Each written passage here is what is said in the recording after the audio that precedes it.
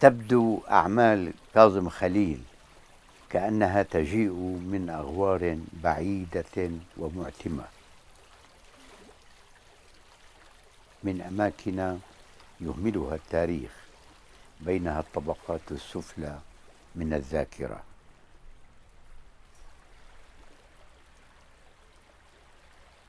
ومنذ أن تفارقها ستشعر كأنها توشوشك من بعيد.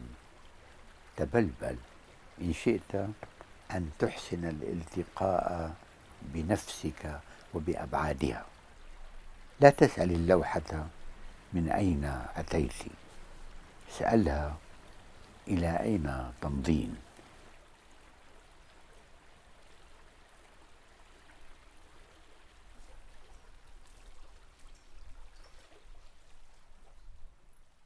C'est toujours très touchant d'être dans un atelier de peintre.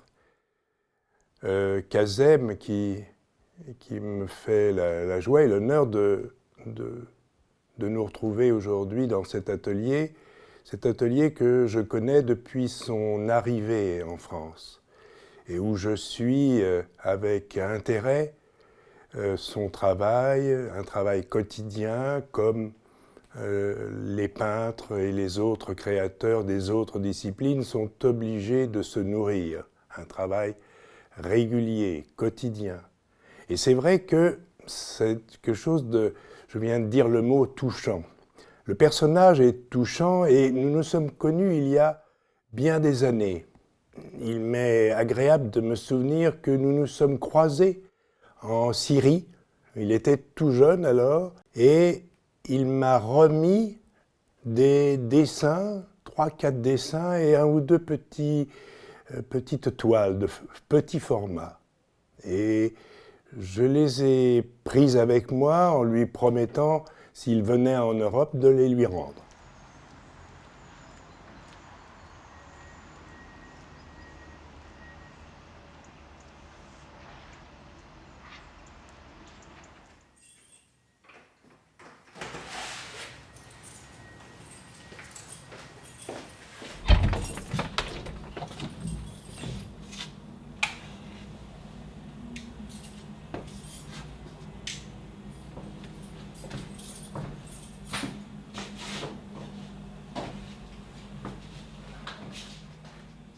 J'ai rencontré Kazem en 2003, en me promenant un été de 2003 au Palais Royal. Kazem exposait dans une galerie, je suis rentrée, et c'est vrai qu'il m'a accueilli avec un grand sourire, je me rappelle très bien, et j'ai été fascinée par ce qu'il faisait, et j'avais acheté à ce moment-là, je crois, 2 œuvres. Mon arrière-pensée était de les montrer, ces toiles.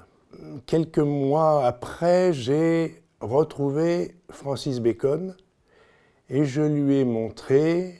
Celui-ci, comme à son habitude, les a regardés de façon silencieuse, les a scrutés, et puis le silence gagnant devenait un peu angoissant pour moi de savoir ce qu'il pensait de cette œuvre ou de ces quelques toiles que je lui présentais. Et je lui disais comme ça, c'est quelque chose de ta famille. Et là, tout d'un coup, avec la tête qu'on peut lui imaginer, il a regardé de droite, de gauche, et puis il m'a fixé, il m'a dit, mais il n'y a pas de famille, il y a lui, et lui seul, ce créateur qui se défendra de lui-même. Il n'y a pas à parler de ma famille, et je ne suis pas une école. Lui fera son chemin, et j'apprécie, en tout cas, ce que tu me montres, je l'apprécie. Alors, ça a été évidemment un coup d'envoi agréable pour moi, et encore plus quand je l'ai évidemment évoqué à Kazem. En montrant mes œuvres que j'avais achetées à mon ami Michel Archimbaud, puisque nous sommes amis de longue date, mais il m'a dit, je le connais, puisque je l'ai rencontré lui-même en Syrie. Et je lui ai dit, c'est le même personnage. Et puis après, je l'ai montré à Olivier Debré, à d'autres peintres avec lesquels moi je travaillais, qui ont eu des réactions différentes selon leur caractère, selon leur facture à eux de peintres, mais qui ont tous été unanimes, en tout cas, dans la force que présentait cette œuvre. Car il faut bien parler là d'une œuvre. On a une œuvre devant soi.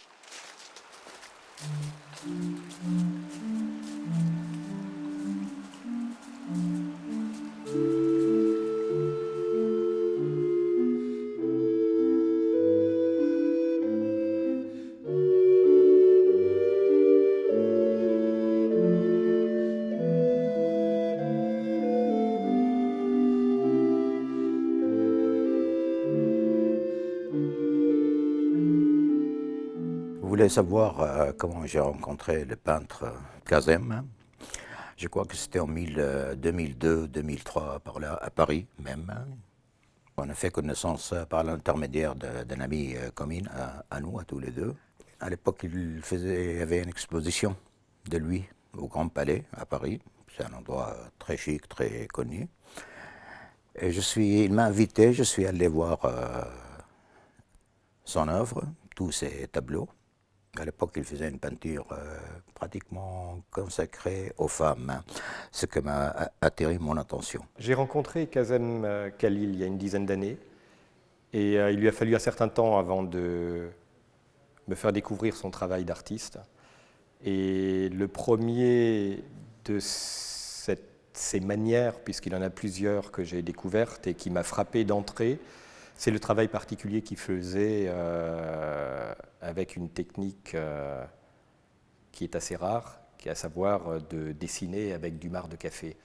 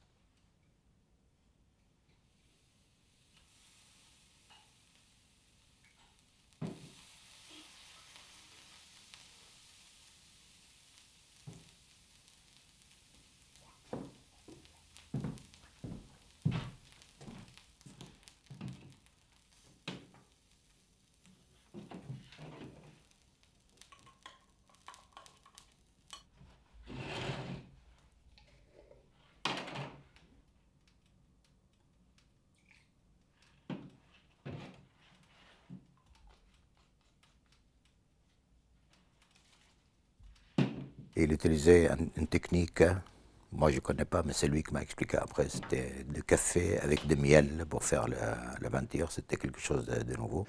Et ce rapport à la fois avec ce matériau apparemment pauvre, il en faisait également sur des papiers craft, donc là encore un matériel pauvre, et le fait d'interagir directement avec cette matière sur le papier me rappelait un petit peu la dernière période de Louis Suter qui dessinait au doigt en trempant directement ses doigts dans les pots de peinture. Il y avait quelque chose qui relevait presque de la performance, de cet engagement total et sans intermédiaire, sans médium. Et cette ascèse technique donnait une grande force à ce qu'il était capable de faire et dans le rendu, cette oscillation permanente entre la fragilité et la force.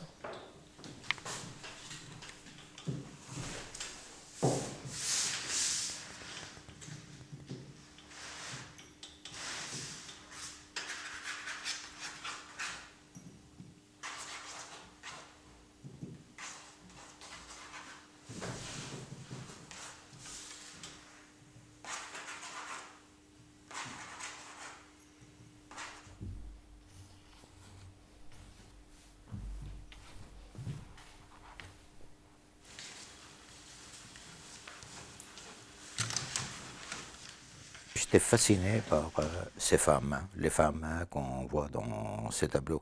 Celle-là me fait penser immédiatement aux femmes anciennes, de la civilisation syrienne ancienne, 3000 ans, 4000 ans avant Jésus, où on parlait à l'époque de prêtresses babyloniennes, prêtresses sumériennes, prêtresses phéniciennes aussi. Et là, je trouvais que Kazem représentait ça vraiment d'une façon extraordinaire. Peut-être il ne le savait pas, mais moi j'ai vu ça. J'ai vu la déesse célèbre dans la civilisation, la culture syrienne ancienne, la déesse Ishtar, c'est-à-dire l'étoile du matin, l'étoile du soir. Ishtar, c'est une femme, une vierge à la fois, et ça c'est très important, mais à la fois c'est une amante qu'elle adore les hommes, elle fait l'amour avec les hommes sans cesse, mais elle reste toujours vierge. J'ai parlé de femmes de Kazem, et je peux dire ça, les femmes de Kazem, parce que c'est vraiment des femmes à lui, c'est lui qui a créé ça. Maintenant, je ne sais pas si lui, il voulait faire ça parce que c'est son histoire, ou etc., ou il faisait ça inconsciemment, comme parlait Freud de l'inconscience. Mais moi, je trouvais que même s'il ne connaissait pas tout ça, Kazem, mais il avait gardé cela, il se souvient de son passé qui remonte à 3000 ans, 4000 ans avant Jésus-Christ.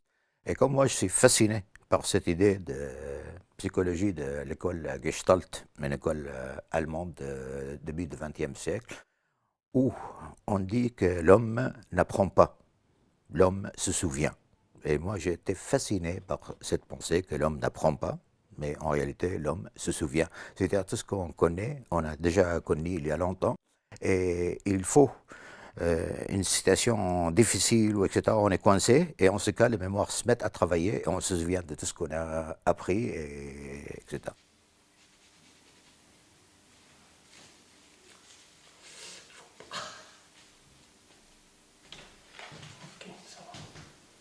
C'était des œuvres du surgissement du corps, qui surgissait du papier, qui était à la fois l'affirmation de quelque chose et en même temps évoquait le fait de la disparition, parce que le corps était inachevé, il était dans une gestuelle. Il y a évidemment quelque chose qui renvoyait à l'expressionnisme, mais aussi du fait de cette couleur particulière et de ce traitement, n'était pas sans rappeler aussi les anciens. Ces femmes qu'on voit dans le tableau de Kazem, elles sont très vivantes, mais à la fois représentent la mort. Ce n'est pas la mort ordinaire, c'est le retour de l'être à l'endroit d'où il est venu. Il y avait quelque chose qui rappelait le travail de la sanguine, ou le travail entre la sanguine et la pierre noire. Il y a vraiment ce classicisme, et en même temps cette technique totalement inhabituelle était vraiment frappante. Je voudrais ajouter juste une chose pour parler de la fertilité qu'on trouve dans ces tableaux. Que son prénom, Kazem, par exemple, lui, il aime beaucoup ce prénom maintenant. Vous dites Kazem n'est pas très connu comme prénom au Proche-Orient. Mais Kazem, c'est un mot sémérien, c'est-à-dire l'eau qui coule, c'est-à-dire la pluie qui tombe, dans la langue sémérienne. L'eau ou la pluie, c'est la base de toute fertilité. Il n'y a pas de pluie, c'est la sécheresse, c'est la mort, etc. Et chez Kazem, il y a cette eau qui coule. Son prénom représente ça, l'eau qui coule. Et c'est extraordinaire de voir cette richesse, cette mort et cette résurrection perpétuelle, à l'infini, à l'infini, à l'infini. Et en ce cas, qu'est-ce qu'on voit devant nous? On voit la vie, tout simplement.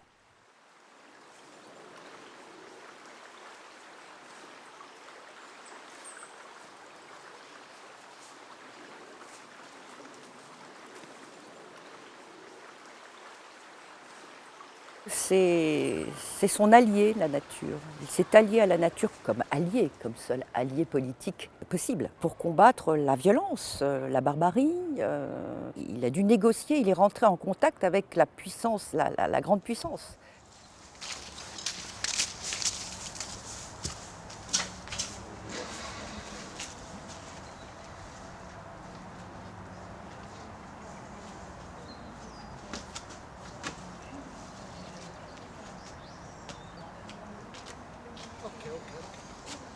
Quel type d'action reste possible dans une époque d'indifférence, ou d'indifférence à des crimes nombreux auxquels on assiste? Il y a une violence aussi que l'on subit et à laquelle on ne peut pas répondre, parce que finalement on se sent on ne trouve pas les moyens pour répondre à cette violence. Reste l'art. et là révèle, à mon sens, la vérité du réel. La peinture de Cazem, justement, ne ruse pas avec le monde. Il y a chez Cazem une puissance qui traverse et qui pénètre tout l'humain, et y compris la machine ou la technologie. Sa peinture vraiment est un cri quand on voit ces peintures pleines de force, de couleurs. Et en même temps, on est surpris par ces personnages qui nous regardent nous, hein, dans ce monde. Le cri est peint, c'est des cris qui ont un sens, qui portent une signification. Ils sont humains, plus qu'humains, enfin ils sont humains. Et leurs réactions, ce sont des réactions humaines par rapport à la violence du monde. Ces visages face à la guerre répondent et ne restent pas indifférents. Ils se comportent comme nous devrions nous comporter face finalement à ces monstruosités. La force de Cazem, de ce peintre, est d'être arrivé finalement à nous montrer le visage de l'effroi que nous devrions avoir. Et ça marche. Sa peinture dérange beaucoup. Il a réussi à nous donner à voir un peu de sens humain.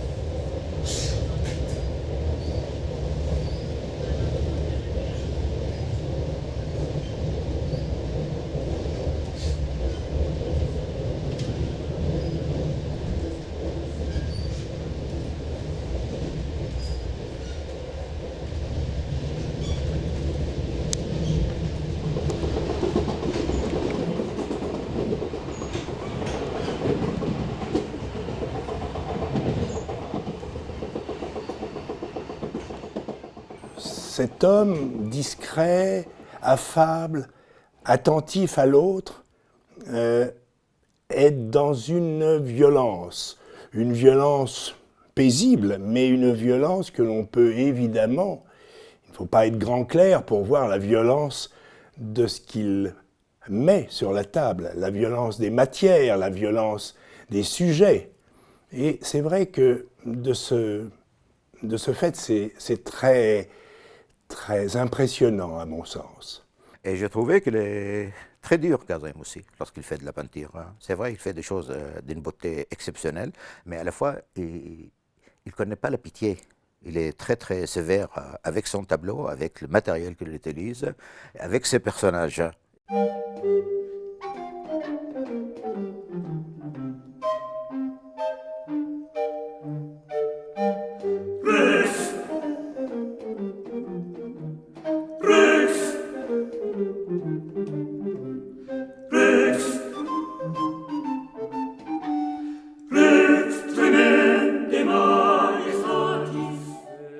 Dans la peinture de Cazem, moi j'ai toujours vu la Syrie, la grande Syrie même, c'est-à-dire le Liban, la Jordanie, la Palestine, l'Irak, Chypre, tout ça, etc. À l'époque, il n'y avait pas de guerre en Syrie. Maintenant, il y a une guerre en Syrie depuis 4 ans. C'est une guerre très violente, très sauvage, etc., que la Syrie ne mérite pas. Ni l'Irak d'ailleurs, ni le Liban, aucun pays. Et j'ai vu le dernier tableau de Cazem, son travail récent, et je trouvais que quand même il reflète la violence de cette guerre, la sauvagerie de cette guerre, etc., etc. J'ai vu ça dans ces tableaux. Même avant la guerre en Syrie, Cazem a commencé à peindre des têtes coupées. Je voyais beaucoup de têtes coupées, de têtes massacrés, de corps massacrés, de tristesse dans les yeux de ces personnages, etc. Je ne peux pas assurer que lui, il savait ce qu'il va se passer dans son pays d'origine, la Syrie, mais je crois qu'il sentait ça. Il n'y a que l'artiste qui peut sentir ce genre de choses. Il a vu cette guerre avant que cette guerre commence. Sa peinture interroge. Elle questionne. Et ces questions sont embarrassantes. Qu'est-ce qu'on fait, qu'est-ce qu'on est en train de faire à mon pays? Qu'est-ce qu'on est en train de faire vivre à mon pays? Il a connu la Syrie en paix, Cazem. Qu'est-ce qui se passe? On dirait qu'il avait quelque chose comme une intuition de ce qui va se passer, se réaliser dans la vie quotidienne de la Syrie et des Arabes aussi, ce qu'on a appelé printemps arabe. Donc il avait une sorte d'intuition.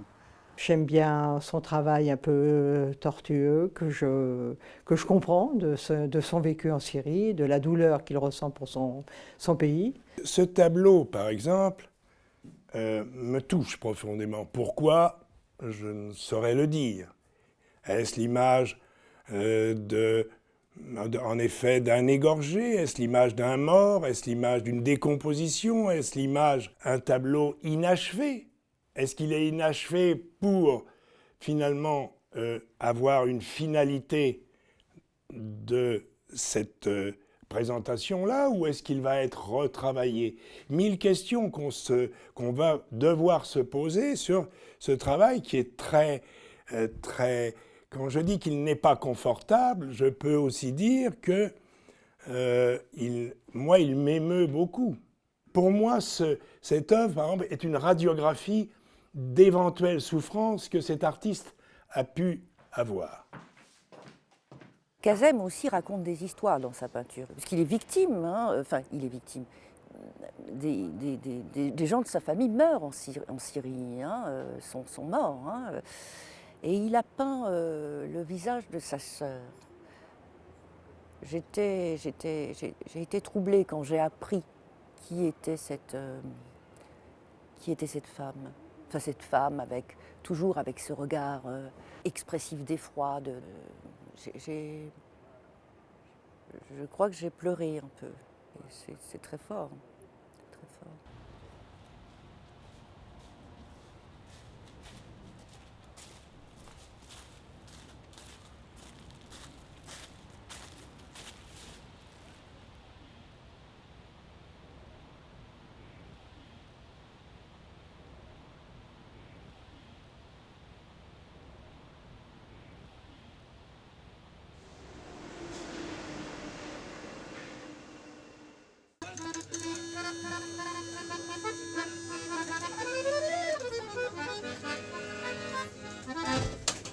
Président, bonjour, bon courage, bon voyage, le vent sur les Strauss.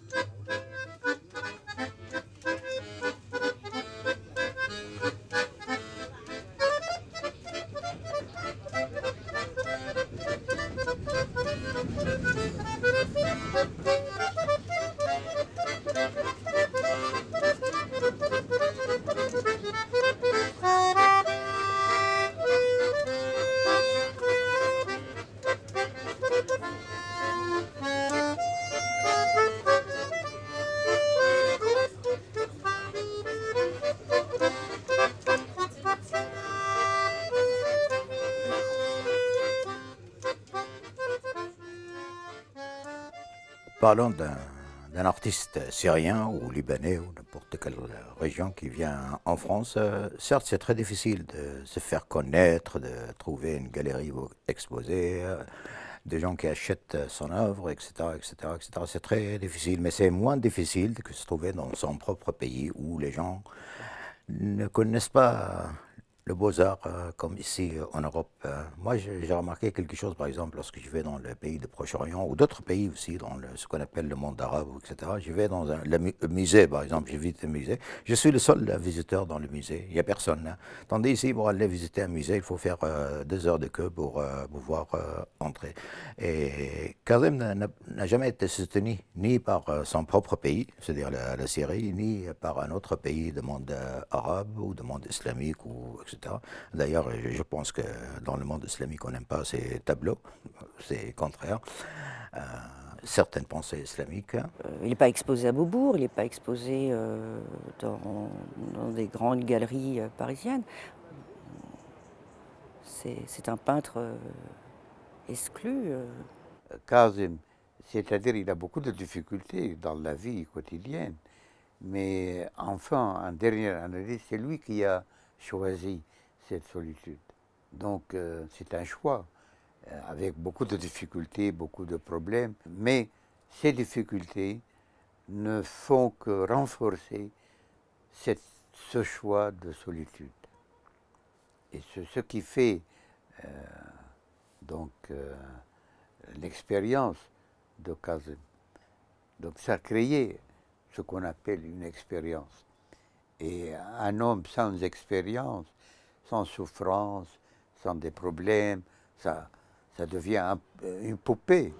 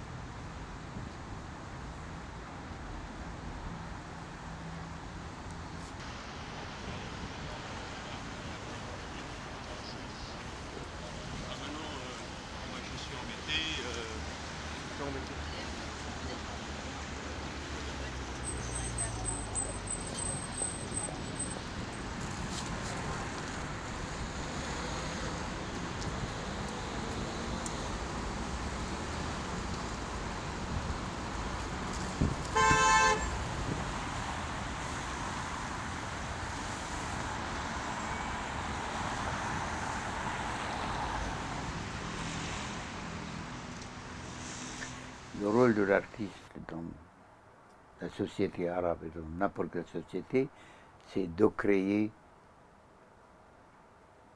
un grand art. C'est sa responsabilité. Créer un grand art, un tableau très beau, très différent, comme le rôle d'un cinéaste de créer un grand film, et comme le rôle de la philosophie de créer, de questionner le monde d'une manière originale et nouveau. Donc l'essentiel dans une œuvre d'art, dans un tableau, dans un poème, c'est pas d'où vient-il ou elle. Qu'est-ce qu'il dit? Quelle ouverture? Quel questionnement? Qu'est-ce que cette œuvre révèle et dit aux autres?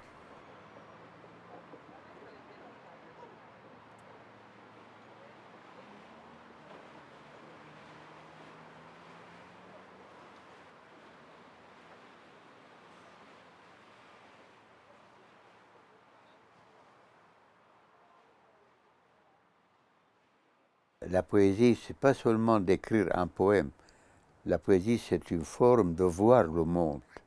Il y a beaucoup de rapports, beaucoup d'affinités entre la manière de voir le monde à travers un tableau et la manière de le voir à travers un poème, c'est-à-dire à travers les mots. Les éléments du tableau sont eux aussi comme des mots et vice-versa. Et les mots sont des couleurs aussi. Il y a une dimension architecturale dans les deux aussi. Un poème, c'est une architecture. Et un tableau, c'est une architecture aussi. Un tableau, c'est une musique, c'est un rythme. De même, le poème, il y a du travail, il y a de la vision aussi, il y a de l'imaginaire, de l'imagination.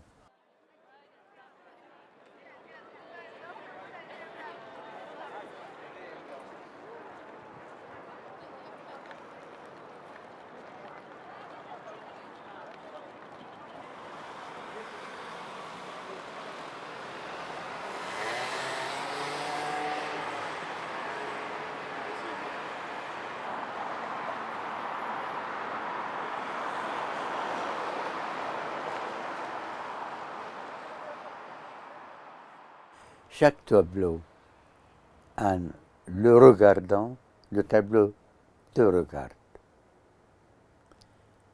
Il y a un dialogue. Donc le tableau parle, lui aussi, comme celui qui le regarde.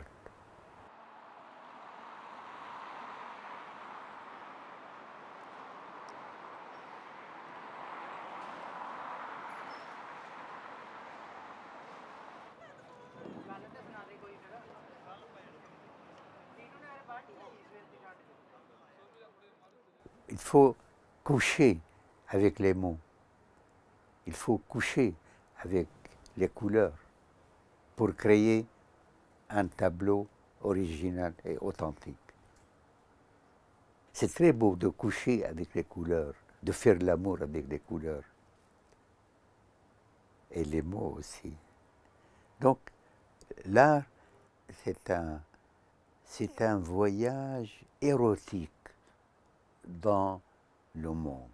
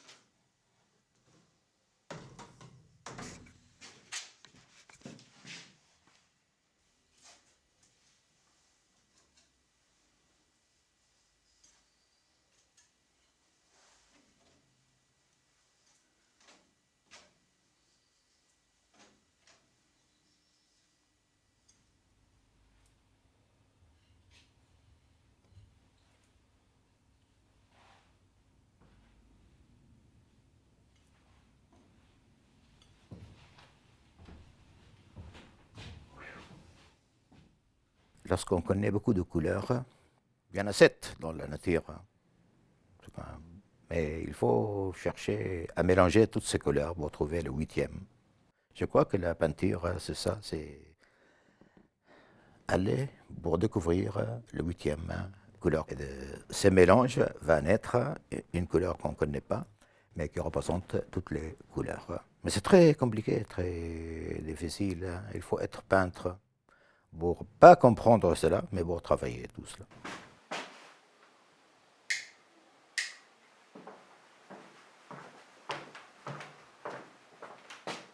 Je lui ai dit la dernière fois que nous avons dîné ensemble, il a une très belle âme et c'est une très belle personne.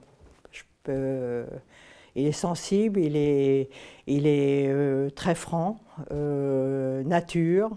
Il est comme ces tableaux, Kazem. Il est très violent, très fort. Il insiste et il va jusqu'au bout, il ne recule pas. Il ne sait pas reculer, il avance, il avance, il avance, il avance. Et Kazem est comme ça. Lorsqu'il veut quelque chose, il va jusqu'au bout. Ça, c'est une force que je le félicite d'ailleurs pour cette force.